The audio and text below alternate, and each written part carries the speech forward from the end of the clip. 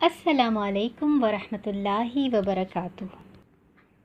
پیارے بچوں، کیسے ہیں آپ سب کو سیرت کہانی میرے راہبر میں خوش آمدید۔ الحمدللہ آپ ہمارے ساتھ جنگ بدر کے حالات و واقعات جان چکے ہیں۔ پچھلی قسط میں ہم نے آپ کو بتایا تھا کہ سب سے پہلے جو مشرک مکہ پہنچا وہ حسیمان بن عبداللہ تھا۔ مکہ کے مشرک بھاگ کر حسیمان کے پاس آئے اور پوچھا، کیا بنا جنگ کا؟ حسیمان بولا، عتبہ، شیبہ، ابو جہل، امیہ اور سارے بڑے بڑے سردار مارے گئے۔ لوگوں نے سمجھا کہ حسیمان پاگل ہو گیا ہے، اس کا دماغ خراب ہو گیا ہے، اس لیے ایسا کہہ رہا ہے۔ بھلا ہمارے سردار جو اتنے بہادر تھے وہ ایک دم کیسے مارے جا سکتے ہیں؟ لوگوں نے سوچا چلو اس کا ٹیسٹ لے لیتے ہیں۔ سامنے ایک شخص بیٹھا تھا جس کا نام صفوان تھا۔ انہوں نے حسیمان سے پوچھا کہ صفوان کدھر ہے؟ حسیمان نے کہا، وہ تو سامنے بیٹھا ہے۔ ہاں، مگر اس کا باپ اور اس کا بھائی بدر میں مارے گئے ہیں۔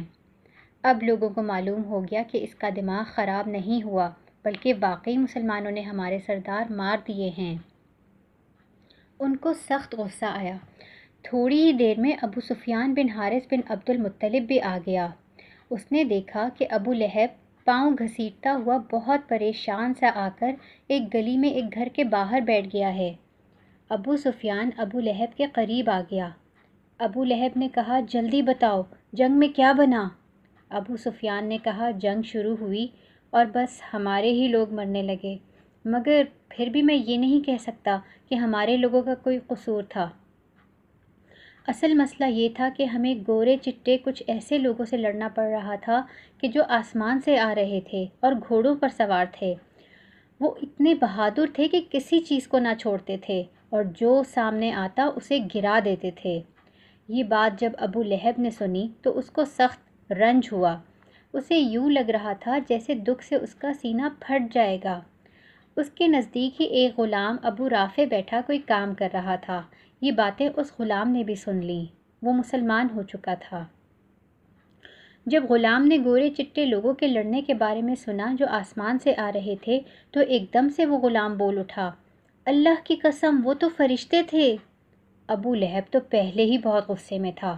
اس نے ابو رافع کے چہرے پر زوردار تھپڑ دے مارا اور پھر اسے پیٹنے لگا۔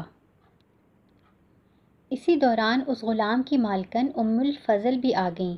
انہوں نے ابو لہب کے سر میں ایک موٹی چھڑی سے ضرب لگائی جس سے اس کا سر پھٹ گیا اور وہ وہاں سے چلا گیا۔ غلام ابو رافع کے مالک کا نام حضرت عباس رضی اللہ تعالی عنہ تھا۔ وہ نبی صلی اللہ علیہ وآلہ وسلم کے چچا تھے۔ جب نبی صلی اللہ علیہ وآلہ وسلم مدینہ گئے تھے تب وہ مشرک تھے، مگر اب وہ بھی مسلمان ہو گئے تھے۔ ان کی بیوی ام الفضل اور ان کا غلام ابو رافع بھی مسلمان ہو چکے تھے۔ یہ لوگ مسلمانوں کی فتح کی خبر سن کر بہت خوش ہوئے۔ اور جو بدبخت انسان مسلمانوں کی جیت پر غصے میں آ کر ایک بے گناہ غلام کو پیٹ رہا تھا، یعنی ابو لہب، وہ بھی نبی صلی اللہ علیہ وآلہ وسلم کا چچا ہی تھا۔ پیارے بچوں، اس شخص کو بہت بری موت آئی، جس کی تفصیل یہ ہے کہ جب ام الفضل نے اس کے سر میں چھڑی سے ضرب لگائی، اس کے ایک ہفتے کے بعد اس کو ایک عجیب بیماری ہو گئی۔ اس عجیب بیماری کی وجہ سے کوئی شخص اس کے نزدیک نہ جاتا تھا۔ سب ڈرتے تھے کہ کہیں ہمیں بھی یہ بیماری نہ ہو جائے۔ آخر کار ایک دن یہ اکیلا ہی پڑا مر گیا۔ 3 دن یہ ایسے ہی پڑا رہا۔ اس کے بیٹے اسے اٹھا کر دفن بھی نہ کرتے تھے۔ پھر ایک دن ان لڑکوں نے ایک گڑھا کھودا اور ایک لکڑی سے دھکے دے دے کر اس کو گڑھے کے نزدیک لائے اور دھکا دے کر گڑھے میں پھینک دیا اور دور دور سے ہی پتھر پھینک پھینک کر گڑھا بند کر دیا۔ یہ تو تھا ایک اللہ اور اس کے رسول صلی اللہ علیہ وآلہ وسلم کے دشمن کی موت کا قصہ۔ ادھر مکہ میں ہر شخص حیران تھا کہ مسلمانوں نے ہمارے اتنے زیادہ لوگوں کو کیسے شکست دے دی۔ شرمندگی کے مارے وہ پاگل ہو رہے تھے۔ نہ کچھ کھانے کو جی چاہتا تھا نہ پینے کو۔ اتنے سارے لوگ ایک دم مارے گئے۔ عرب میں رواج تھا کہ جب کوئی مر جاتا تو بہت اونچا اونچا روتے تھے اور اپنے سینے پر زور زور سے ہاتھ مارتے، چلا چلا کر ترانے پڑھتے تھے اور رو رو کر مرنے والے کو یاد کرتے تھے۔ جب نبی صلی اللہ علیہ وآلہ وسلم آئے تو انہوں نے سکھایا کہ جو شخص دنیا سے جاتا ہے وہ اللہ کے پاس جاتا ہے، اس لیے یوں بری طرح رونا نہیں چاہیے، چلانا بھی نہیں چاہیے اور نہ ہی سینہ پیٹنا چاہیے، اور جو ایسا کرے گا اس کا میرے ساتھ کوئی تعلق نہ ہوگا۔ مگر مکہ کے لوگوں کا اب دل چاہ رہا تھا کہ ہم بہت بلند آواز میں چلائیں، ترانے پڑھیں، سینہ پیٹیں۔ ان سے یہ تکلیف برداشت نہیں کی جا رہی تھی کہ ہمارے سب بہادر سردار ختم ہو گئے ہیں۔ مکہ میں خود ہی کچھ لوگوں نے اعلان کرا دیا تھا کہ کوئی اونچی اونچی نہ روئے، کیونکہ اس طرح مسلمانوں کو پتہ چل جائے گا کہ کافر رو رہے ہیں تو ہمیں اور شرمندگی ہوگی۔ ایک شخص جس کا نام اسود بن عبد المطلب تھا، اس جنگ میں اس کے 3 بیٹے مارے گئے تھے۔ ایک رات وہ آہستہ سے اپنے کمرے میں بیٹھا رو رہا تھا کہ باہر اسے کسی عورت کے اونچی اونچی رونے اور ترانے پڑھنے کی آوازیں آئیں۔ اس نے فوراً اپنے غلام کو بھیجا کہ پوچھ کر آؤ کیا رونے کی اجازت مل گئی ہے۔ غلام نے واپس آ کر بتایا کہ اس عورت کا تو اونٹ گم ہو گیا ہے، وہ اس لیے رو رہی ہے۔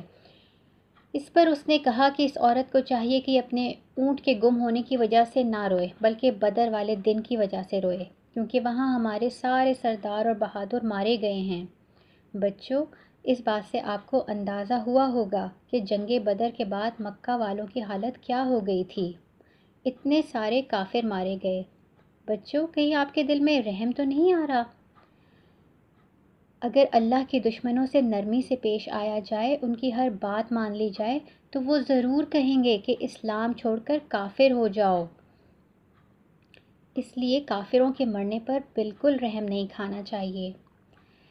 ادھر مدینہ میں یہودی بڑے خوش ہو رہے تھے۔ ان کا خیال تھا کہ یہ جو اتنی بڑی جنگ بدر ہو رہی ہے، یہ جنگ ضرور مسلمان ہی ہاریں گے، کیونکہ مشرک تو بہت زیادہ ہیں۔ وہ خوش تھے کہ اب ہم پھر سے مدینہ میں اپنی مرضی سے فائدے حاصل کریں گے، ہم پھر سے مدینہ کا سکون خراب کر دیں گے اور اب مسلمان ختم ہی ہو کر رہیں گے۔ انہوں نے مدینہ میں شور مچا دیا کہ بدر میں محمد مارے گئے، نعوذ باللہ۔ ادھر جب مسلمان جنگ جیت گئے اور 3 دن بدر میں ہی ٹھہرنے کا ارادہ کیا تو نبی صلی اللہ علیہ وآلہ وسلم نے 2 ساتھی مدینہ کی طرف بھیجے تاکہ جا کر مدینہ میں سب کو بتائیں کہ مسلمان جنگ جیت گئے ہیں۔ بچوں، اس خبر کے مدینہ پہنچنے پر لوگوں کا کیا رد عمل تھا، یہ ہم آپ کو بتائیں گے سیرہ کہانی میرے راہبر کی اگلی قسط میں۔ آج کے لیے بس اتنا ہی۔ اپنا اور اپنے گھر والوں کا خیال رکھیں۔ فی امان اللہ۔ السلام علیکم ورحمۃ اللہ وبرکاتہ۔